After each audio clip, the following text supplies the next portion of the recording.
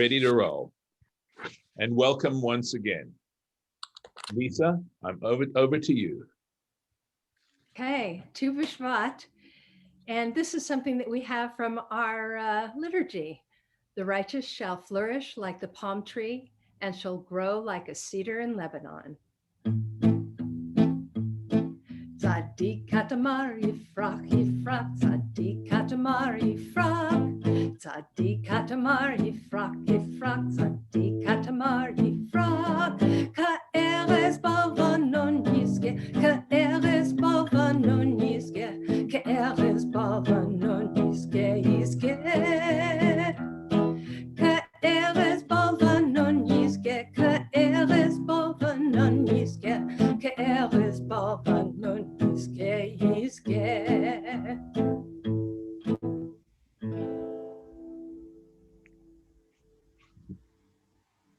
And over to you, Lee, for a tree poem. Okay. I searched last year for poems about trees and ended up at poets.org, and they had bunches, and I picked some, and I'll read one that I may have read last year but may not have. It's called The Wishing Tree by Kathleen Jamie. I stand neither in the wilderness nor fairyland, but in the fold of a green hill, the tilt from one parish into another. To look at me through a smear of rain is to taste the iron in your own blood, because I hoard the common currency of longing, each wish, each secret assignation. My limbs lift, scabbed with greenish coins. I draw into my slow wood fleur-de-lis, the enthroned Britannia. Behind me, the land reaches towards the Atlantic, and though I am poisoned, choking on the small change of human hope daily beaten into me, look, I am still alive, in fact, in bud. Thank you. Thank you. And Ronnie, Yes. go for it. Oh, okay. You're on. You are on. Okay, I'm sorry. I was just chatting with somebody who was having a hard time getting in. Not sure what happened. So can somebody else watch the Yes, I'll be watching. okay. Well, I didn't expect this to be so quick. So hi everyone. Chag Sameach. I hope everyone is safe and sound. For those of you that don't live in the Bay Area, we had quite a storm last night. And I just want to know how well your trees are. I hope your trees are good. Mine are still standing. But I know some people who did lose some trees. And that's always a sad thing. So it's times like these when we realize that while we love trees and all the joys they bring, shade, flowers, nuts, shelter, they can also bring destruction. Here's hoping your trees bring only joy. The Four Seasons by Vivaldi is one of my favorites, and I thought it was only appropriate to arrange this presentation by seasons. So enjoy. Now I'm going to share my screen. Please think good thoughts.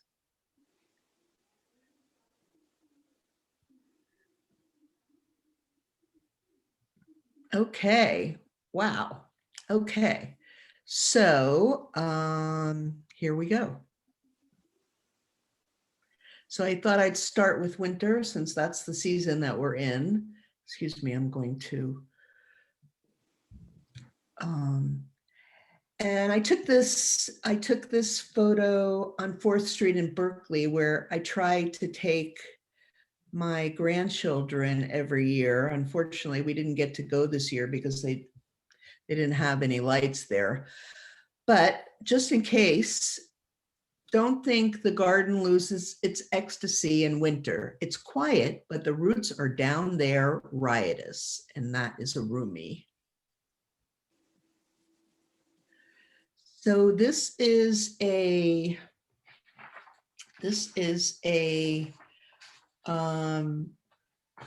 what's called a valley oak, which has 3 or 4 different alternate names, which makes identifying oaks very problematic, but it's a Quercus lobata. There are 20 species of oaks in California, none of which look like the oak trees in other places. In the East, oaks are tall and narrow, and here they're tall and wide. So there are 20 species of oaks in California. Many live for hundreds of years and grow to be more than 100 feet tall. And this was taken as I was walking out of the Finley Center in Santa Rosa. Oops, sorry. This is, so trees are also historic. This is a Point Reyes landmark. And for those of you not from California, Point Reyes is part of the Golden Gate National Recreation Area. And this is known as the Cypress Tree Tunnel, which is commonly known, the trees are commonly known as the Monterey cypress. These were planted in about 1930. The building in the background was cited and commissioned by Marconi, and it was a wireless telegraphy transmitting station, transmitting and receiving station on Tomales Bay, and it was built in 1913. It went into disuse, but I understand that it's now active again. But this is a landmark that just about every photographer that comes to the Bay Area makes his or her way to. So trees also feed us. This is an apple orchard in Sebastopol. It's not very appealing in winter, but you will see later what they look like in summer. Trees are iconic. This is an oak tree on Tomales Petaluma Road at Golden Hour. And I, like just about everybody else who owns a camera or an iPhone, has passed it and said, gee, I really wish I could take a picture, or I should take a picture of that. So I finally did it one day recently when I was coming back from the coast, and I'm glad I stopped. It was the perfect time of day. Okay, well, now it's spring. I woke up and saw flowers that smelled like love. I smiled. My heart had brought spring once more. That's kind of how I feel every time I see flowers, for those of you that know me. But these are cherry blossoms at the Japanese tea garden in San Francisco, a great place if you've never been there. So these are, I'm not sure whether they're flowering plums or flowering maples, but a few years ago, we had a storm very similar to the one, probably not quite as intense as the one we had last night. And, the news reports were talking about the snow on Bay Area peaks, which is very unusual for us because in California, we kind of measure where the snow fall on Gesundheit, where the snow will fall Gesundheit by the altitude. So I think Mount St. Helena is about, I want to say 3,000 feet, but I'm not 100% sure. So Ben and I we drove in our car, and on our way to Mount St. Helena, which is the peak that you see in the background, we saw these beautiful trees, and I had to stop and take a picture of them. These are pink dogwoods that I shot at Ferrari Carano Winery in Geyserville. And for those of you who've never been there, oh, it's a real treat. It's like going to a botanical garden. Their trees and flowers are amazing. And in March, they have a display of tulips that are just incredible. So put that on your calendar.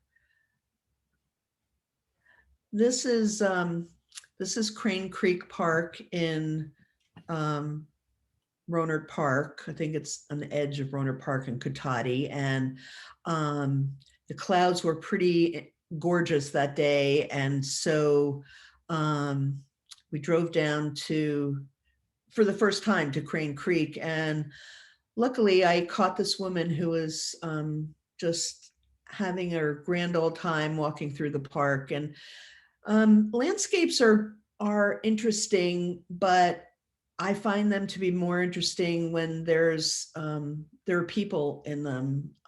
It gives them some interest, which just landscapes, natural landscapes don't have. Oops. Okay, so this I call the lone tree. There are zillions of variations of these out there. We were driving down to the desert 2 years ago, and we're on I-5, believe it or not, stuck in traffic on a weekday in the middle of the afternoon. So I was able to get this snap off of this tree. I have no idea what kind of tree it is, but if you notice, there's some yellow wildflowers there. I don't think it's wild mustard, but I'm not sure what they are. But I felt really lucky that I was able to snap this out the window. Okay, so now we're in summer. And so with the sunshine and the great bursts of leaves growing on the trees, I had that familiar conviction that life was beginning over again with the summer, as Scott Fitzgerald. So I took this shot in my local park, Rincon Valley Community Park, on a very foggy day. We get fog. It seems like lately we get fog all year round, but we get fog in the summer. I can't explain it to you from a meteorological point of view, or I can't speak intelligently about it anyway, but it was really dense fog, and I'm not a morning person, but I forced myself to get up because I needed some fog photos in my portfolio, and I was really glad that I was able to catch this. So you saw the apple orchard in the winter photos. Well, this is an apple orchard in the summer. It's the same orchard. I had taken this and some other shots when I was trying to shoot some photos that I could use for Jewish New Year cards. And so I remembered that I had taken this, but it was a coincidence that it was the same orchard. Well, this is what summer looks like in California. And I have read that the reason that they call it the Golden State is because of the golden color of the hills in California during the summer, because as you will see, during spring, we have beautiful green pastures and open spaces. But when we get close to June and it stops raining, that, the grasses turn this golden color. And this was taken outside of Sebastopol, outside of Petaluma, sorry. This is a Japanese black pine tree, which I shot in spring at the Japanese tea garden in San Francisco. And it's an amazing tree, but there is no way I could get the entire tree on my screen. But next time you go, you should look for it. It's right by the cafe there. So now we're in autumn. This is Howarth Park. And all the lives we ever lived and all the lives to be are full of trees and changing leaves. Virginia Woolf.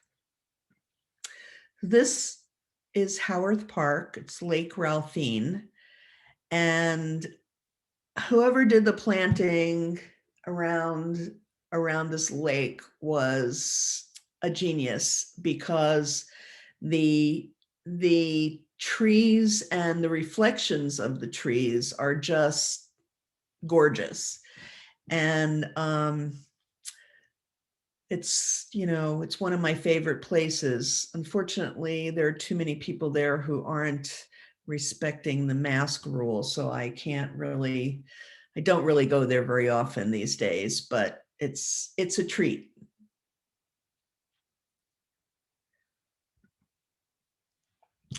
This tree is called a Chinese pistache, which isn't really, I don't think it's really related to pistachio, but I haven't really delved into the botanical background of this tree. But what I can tell you is that, so you can see the leaves, some of the leaves there, but this is a male tree. This is a kind of tree that has both male and female. And unfortunately, when you see them in a pot, you can't tell whether they're male or female, so you get what you get. I'm lucky that I have one male and one female in front of my house. And it's not really a terribly attractive tree until the fall. In the fall, it's a real show off. And the male trees have these amazing blue seed pods with red branches that hold them onto the tree, and they're just amazing. And the birds really love this tree. So this is another iconic tree in front of B.R. Cohn Winery in the Valley of the Moon, outside of in Glen Ellen, to the east of Santa Rosa. And this is another tree that I have passed hundreds of times and told myself that I really needed to stop and shoot it. But the only way to do that is to actually pull into the driveway of the winery. And so I found out that they don't really care, because after I left, there were 2 or 3 other cars that pulled in right after me. So I was really happy that I finally caught this. And this, as you can see from the vines, they have turned colors as well. And this is what is called an allée, which means, I guess, alley, or an alley of trees, which they do, and it's a French thing. Apparently France, they love these long alleys of trees in France, but these are sycamores. And this is at Stone Street Winery, and this is one of my favorite photos. And that's it. So I will be happy to take any of your comments, questions. And you can unmute yourself. Can we unmute everybody, or do they have to unmute themselves? I have to double check. Let me see. No, I can only mute. I cannot unmute everyone. Okay, But so if you want to say something, unmute yourself. well, first of all, Ronnie, thank you so much. I think many of us, if not all of us, have admired your photographs over the years. And we really were so thrilled that you were willing to do this and make Tu B'Shvat special for us through your eyes and through your camera's eyes and your narrative, helping us understand what you had in mind when you were taking those shots. And at this point, I invite others, if they would like to ask questions or comment, you're welcome to do so. Please. So I'm going to put it on, I don't know if everyone has it on gallery view, but you might want to do that. You'll see. Are the photos mostly taken handheld or with a tripod? They're all handheld. I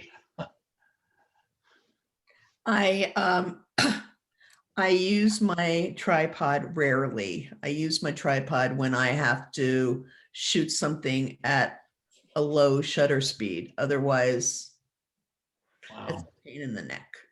You have a steady hand.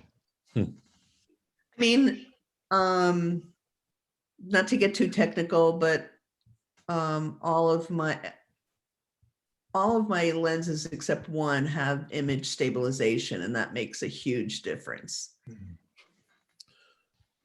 I have a question. When did you Sure. get serious about this? Because it looks like Who am I a speaking? lifetime. This is Barb McGee, I believe. Yes. Okay, I don't see you, but hang on. Let me. You're not going to see me, Ronnie. She's, Oh, we have a okay. technical term for this, Ronnie. We Got it. call it shy mode. A shine mode. Okay. Actually, these were all taken, I believe, since 2016. I've been interested in photography for a long time, since I was probably 10 or 12. But I didn't really do it seriously. I did it, like I took a course when I graduated college, and I was interested then, but then I had kids, and it's hard to find the time to for photography when you're a mother with young kids. And I started getting serious about it in about 2015, and I bought my first macro lens, which is what I use to shoot flowers. And I mean, I was hooked. They're And beautiful. Thank Thank you. Thank you. All right, I'm looking, if you want to say something, just, yes, Lee? You need to unmute, Lee. You still need to unmute? Is that better? Yes. That is Okay. much better. The 2 pistache trees in your front yard. You had the photo of the male, but does the female make nuts? No, Oh, it just makes leaves. oh, that's weird. Are you sure you don't have them reversed?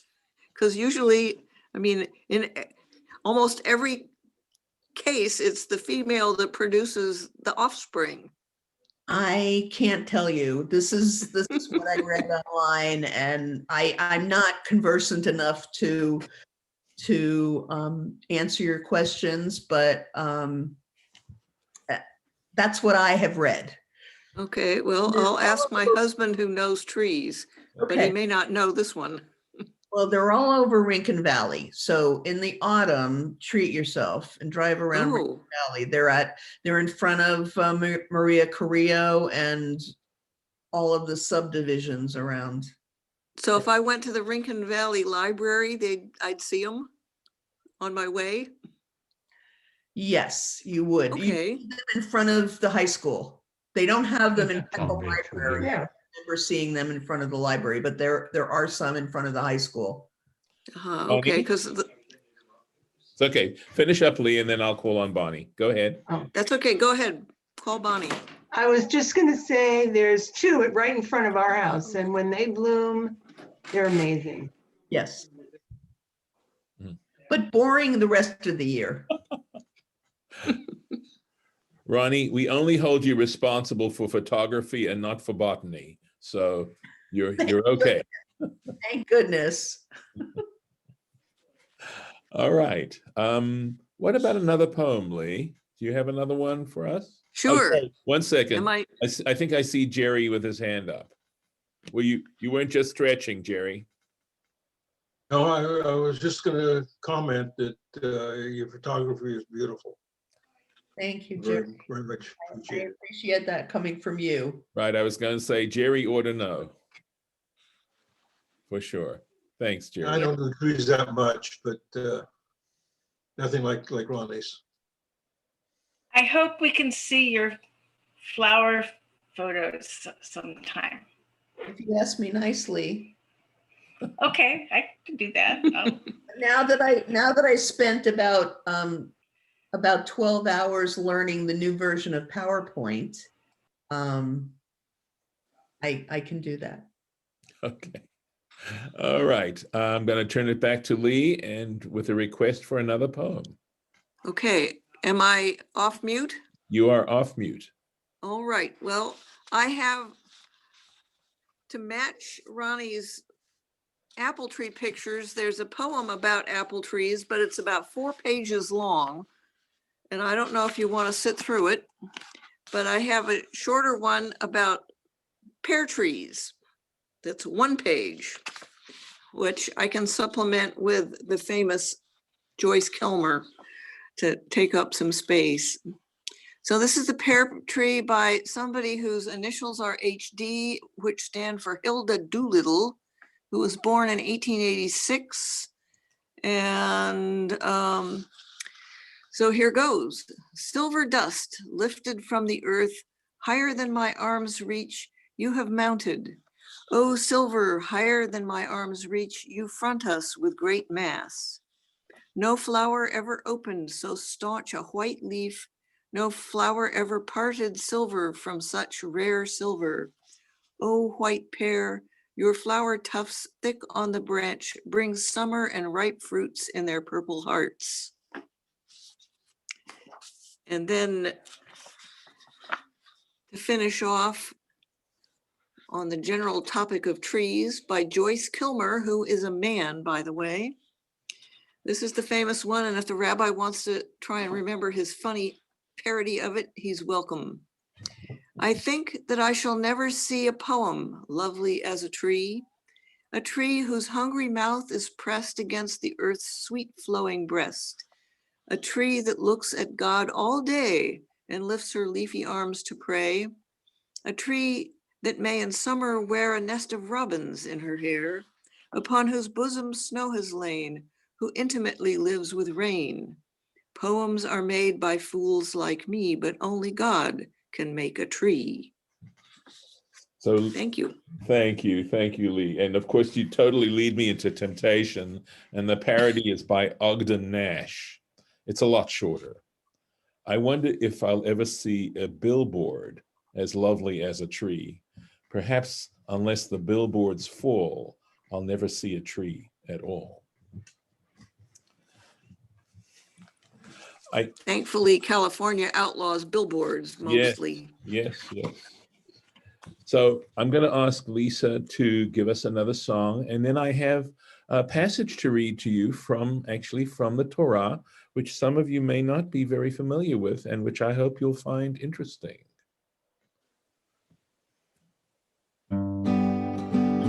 There's a tree out in the backyard that never has been broken by the wind.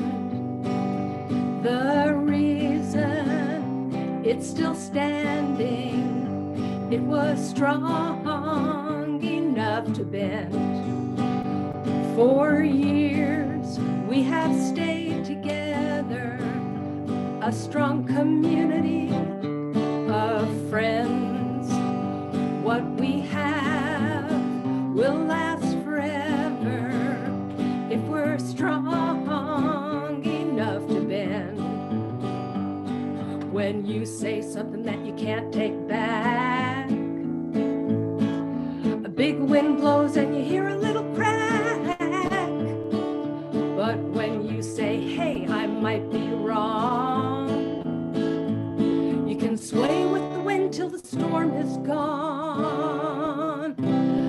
like a tree out in the backyard that never has been broken by the wind.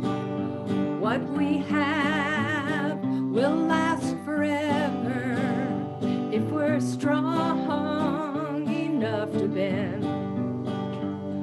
When you start thinking that you know it all, a big wind blows and a branch will fall. When you say, hey, this job takes two, you can sway with the wind till the sky turns blue.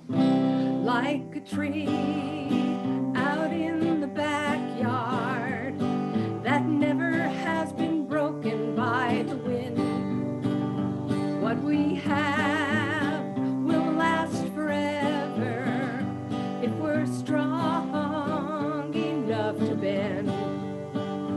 What we have will last forever if we're strong enough to bend.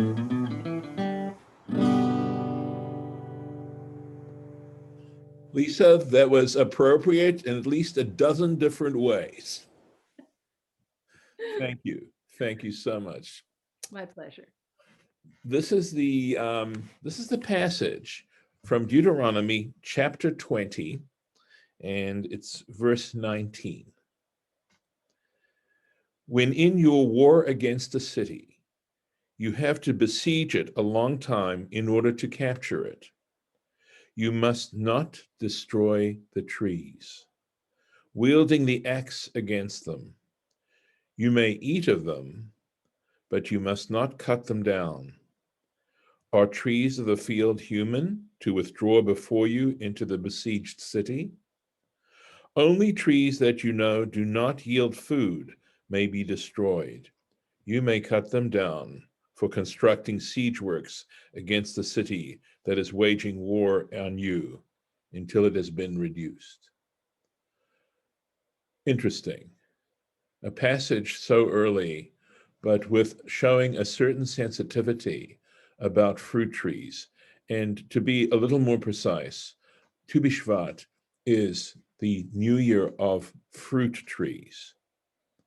And I thought of doing a guided meditation, you might say, about fruit trees. First of all, trees in general, I think, have a deep appeal to us because they're rooted in the ground and they stretch up to heaven. And so there's so much symbolism involved in terms of who we are as human beings, that we can be rooted in this world, and yet our hearts and our minds can reach up to heaven.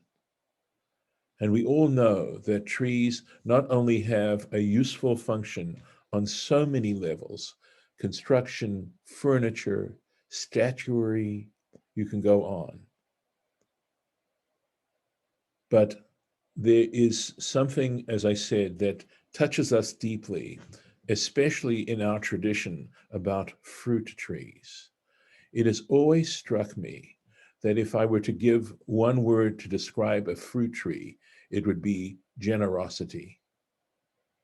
And I think the reason why fruit trees, as opposed to other plants that are edible, are singled out in the way they were, is that initially, according to tradition, when God created the Garden of Eden and commanded the vegetation to sprout in the world, the trees were supposed to be all edible. They were all supposed to be able to provide food for human beings. And I suspect that many of you already know that until Noah, human beings were vegetarians. And so there is this sense of appreciation of there's something miraculous about fruit trees. And I really feel it as well. I have to tell you, personally astounded by the variety of food, of tastes, of flavors within any given species of tree, but also just in general, the variety that is available. And as I said, perhaps of all edible products from the earth. A tree, I suspect, and perhaps I'm displaying my ignorance of agriculture, but from the little that I know of having a garden and what have you, they are relatively little trouble compared to almost any other kind of variety. And as I said, you get so much from them. You get the beauty, you get the flavors, you get the sights. You sometimes also get the fragrance and the aroma. That trees can really capture us and engage us in remarkable kinds of ways. And I think the passage that I shared with you is a reflection of that. And with that, I would like to invite you to take a glass and put some liquid refreshment, which I hope comes from vegetable sources, possibly from a grape tree, but you get your pick. And we're going to make a l'chaim, and please God, be filled with a sense of appreciation and joy at what trees bring us in the world. If you care to join me. Baruch atah Adonai, Eloheinu melech haolam, borei pri ha'etz. Blessed are you, Lord our God, ruler of the universe, creator of the fruit of trees. Baruch atah Adonai, Eloheinu melech haolam, shakol niyah bidvaro. Blessed are you, O Lord our God, sovereign of the universe, according to whose word all came into existence. L'chaim.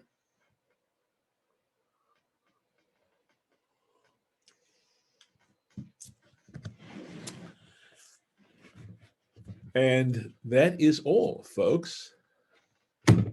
Happy Tu B'Shvat. Can I just say one thing? I just want to say hi.